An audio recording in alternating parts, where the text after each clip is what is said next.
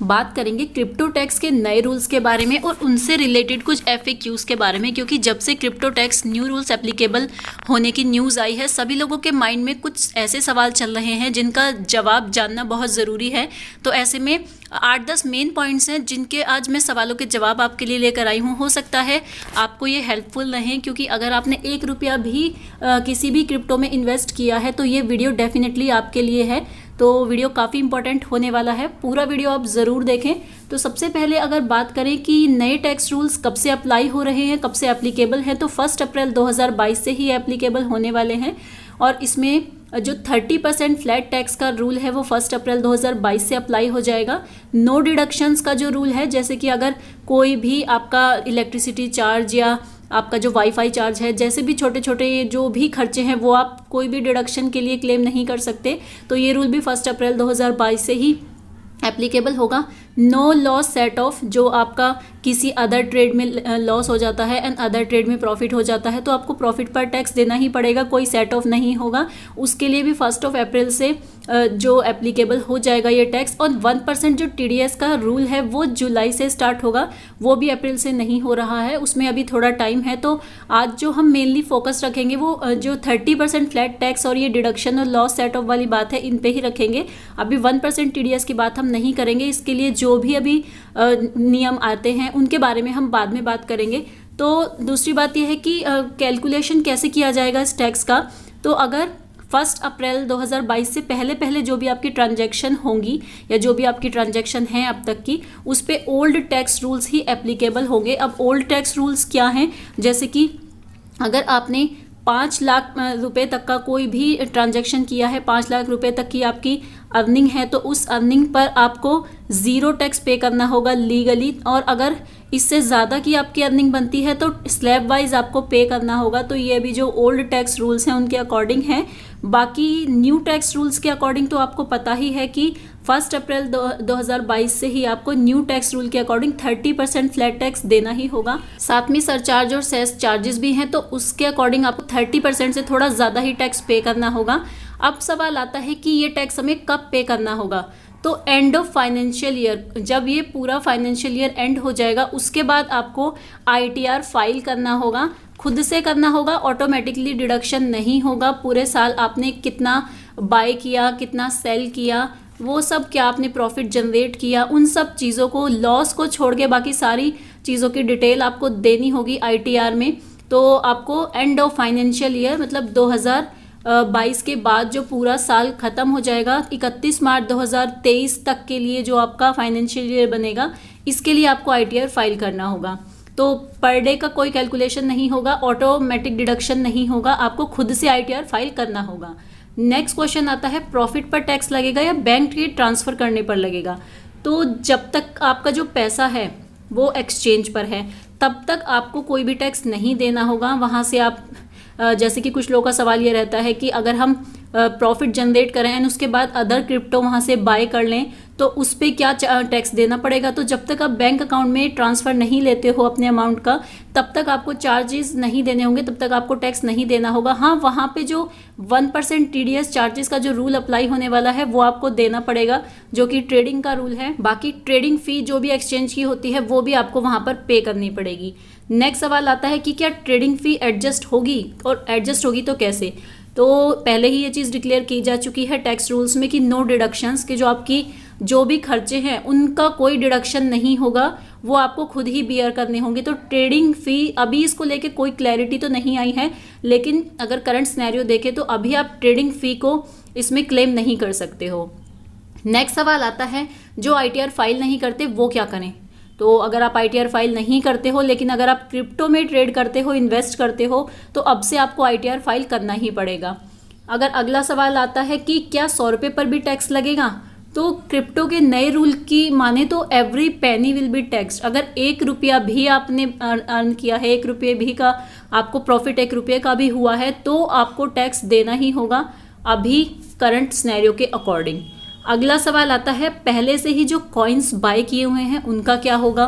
तो आपको क्या कर सकते हैं इस कंडीशन में, आपको डिक्लेयर करना बेटर ऑप्शन रहेगा। ITR आप फाइल करेंगे तो उसमें आप डिक्लेयर कर दें कि मेरे पास इतने कॉइन्स हैं, इतने के मैंने बाय किए हुए हैं और इस एक्सचेंज से बाय किए हुए हैं और इसका मेरे को इतना चार्जेस भी पे करना पड़ा है। तो ओवरऑल जो आपकी डिटेल्स हैं कि आपने बैंक के थ्रू किया है या P2P के थ्रू किया है, अगर आप खुद से ITR में इसको डिक्लेयर कर देते हैं तो ये फ्यूचर के लिए बेटर रहने वाला है। कहीं ऐसा ना हो कि लॉन्ग टर्म में अगर आप होल्ड करते हैं अपने कॉइन्स को एंड उसके बाद आपको प्रॉफिट आता है तो गवर्नमेंट आपसे ये सवाल भी कर सकती है कि आपको ये प्रॉफिट कैसे आया, आपकी सोर्स क्या थी, इन कॉइन्स को कैसे आपने बाई किया, और अगर बाई किया तो आपने इसमें ITR में इसको शो क्यों नहीं किया। तो ये भी सवाल उठाया जा सकता है। तो बेटर रहेगा जो कॉइन्स आपने ऑलरेडी बाय किए हुए हैं उनको आप डिक्लेयर भी कर सकते हो ITR के थ्रू। अगला सवाल आता है कि 100% पोर्टफोलियो सेल करने पर क्या होगा। तो अगर आप 31 मार्च 2022 तक 100% पोर्टफोलियो सेल कर देते हैं तो आपको जो करंट टैक्स रूल्स हैं वो आपके ऊपर एप्लीकेबल होंगे। मतलब 5 लाख तक की इनकम पर नो टैक्स या ज़ीरो टैक्स, तो आपके ऊपर वही रूल एप्लीकेबल होंगे। लेकिन अगर आपने सेम चीज़ 1 अप्रैल या उसके बाद की तो आपको प्रॉफिट पर 30% टैक्स देना पड़ेगा। नेक्स्ट सवाल, स्टेकिंग, अर्निंग या एयरड्रॉप्स पर भी टैक्स देना होगा। जो भी आप स्टेकिंग से या जो भी आप अर्निंग करते हैं एयरड्रॉप्स के थ्रू, तो क्या इन सब पर भी आपको टैक्स देना होगा।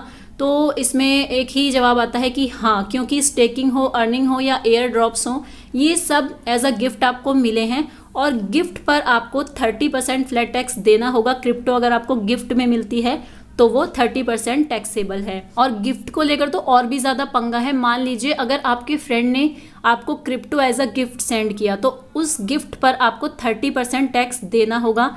और इतना ही नहीं है, अगर आपने उस गिफ्ट की हुई क्रिप्टो को वापस अपने फ्रेंड को भेज दिया तो आपको तो 30% देना ही पड़ेगा। उस पे आपके फ्रेंड को भी 30% देना पड़ेगा क्योंकि उसको भी वो क्रिप्टो एज अ गिफ्ट मिली है। तो यहाँ पे तो कुल मिला के बहुत ज़्यादा वाला टैक्स बैठ जाता है अगर क्रिप्टो को एज अ गिफ्ट शेयर किया जाता है। तो इसको तो बिल्कुल ही अवॉइड करना है। नेक्स्ट क्वेश्चन बनता है कि क्या टैक्स अगर हम नहीं दें तो उस पर क्या होगा। तो सीधा सा रूल है, अगर हम टैक्स चोरी करते हैं, टैक्स नहीं पे करते हैं तो 300% पेनल्टी भी हमें पे करनी पड़ सकती है। तो ऐसा ना करें क्योंकि एक लॉ बन चुका है, टैक्स पे करना ही पड़ेगा। अगर ऐसा क्रिप्टो को लेकर रूल आया है तो डेफिनेटली टैक्स देना बनता है। हाँ, इसका सोल्यूशन हो सकता है। सोल्यूशन यही है कि अगर आप लॉन्ग टर्म के लिए होल्ड करते हैं और एक्सचेंज से अपना पैसा नहीं निकालते हैं तो आपका जो भी पोर्टफोलियो है वो टैक्सेबल नहीं होगा। कोई भी एक्सचेंज हो, डिसेंट्रलाइज्ड हो या सेंट्रलाइज्ड एक्सचेंज हो, अगर आप वहाँ से विड्रॉ करते हैं उसके बाद तो आपको टैक्स देना ही पड़ेगा। लेकिन एक डाउट आपको क्लियर करना है, टैक्स आपको कैपिटल पे नहीं देना है, प्रॉफिट पर ही टैक्स देना है। अगर आप 1 लाख रुपए इन्वेस्टमेंट करते हैं और उसके ऊपर आपको 20,000 रुपये का प्रॉफिट होता है तो आपको 20,000 रुपये के ऊपर ही टैक्स देना होगा। 20,000 का 30%, ना कि 1,20,000 का 30%। बात आती है जो डिसेंट्रलाइज एक्सचेंज हैं उनके ऊपर कैसे टैक्स लगेगा, क्योंकि टैक्स तो इंडियन है एंड वो डिसेंट्रलाइज एक्सचेंज हैं। तो ऐसे में हो सकता है कोई नया रूल इनको लेकर भी आ जाए, क्योंकि अगर डिसेंट्रलाइज एक्सचेंज पर इंडियन टैक्स लगेगा तो उनका डिसेंट्रलाइज होने का कोई मतलब भी नहीं बनता है। तो काफ़ी सारी चीज़ें हैं जो भी क्लियर होना बाकी हैं, बहुत सारे डाउट्स हैं जो अभी क्लियर होना बाकी है। मुझे तो ऐसा लगता है कि अभी सभी लोग इतने ज़्यादा कन्फ्यूज्ड हैं, किसी को समझ में नहीं आ रहा है। जिन्होंने लॉ डिक्लेयर किया है वहीं से कोई क्लैरिफिकेशन आएगा, उसके बाद ही चीज़ें क्लियर होंगी।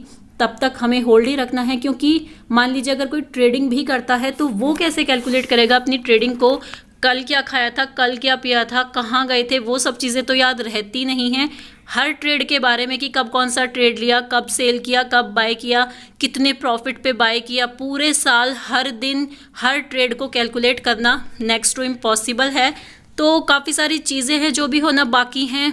एक टाइम के बाद कैपिटल भी जाएगी अगर हम इतने सारे ट्रेड लेंगे। मान लीजिए टैक्स गलत भी डिडक्ट हो जाता है तो उसको क्लेम करने के लिए हमें पूरे साल बैठे रहना पड़ेगा, और उस टाइम पर जब कैपिटल ही नहीं हमारे पास बचेगी तो हम उस टाइम पीरियड में कैसे ट्रेड करेंगे। तो बहुत सारे सवाल हैं जिनके अभी जवाब आना बाकी है। तब तक मुझे जस्ट एक ही ऑप्शन नज़र आता है कि अगर आप क्रिप्टो में बने रहना चाहते हैं तो just hold for a long time. और ऐसे कौन से कॉइन्स हैं जिन्हें लॉन्ग टाइम के लिए अगर आप होल्ड करते हैं तो आप इससे एक अच्छा खासा प्रॉफिट बना सकते हैं, उसके ऊपर भी मैं एक वीडियो लेकर आऊँगी। अगर आपको उसके ऊपर भी वीडियो चाहिए तो आप डेफिनेटली कमेंट सेक्शन में बता सकते हैं। बाकी इस वीडियो में इतना ही था। आपकी कोई भी क्वेरीज हो, डाउट हो, आप चाहे तो कमेंट बॉक्स में कमेंट कर सकते हैं। अगर मेरे पास उसका जवाब हुआ आपकी इस क्वेरी का, तो मैं डेफिनेटली उसके जवाब को देने की कोशिश करूंगी। फिलहाल वीडियो में इतना ही था। वीडियो काम का लगा हो तो लाइक कर देना। मिलती हूँ नेक्स्ट वीडियो में, तब तक के लिए टेक केयर, बाय।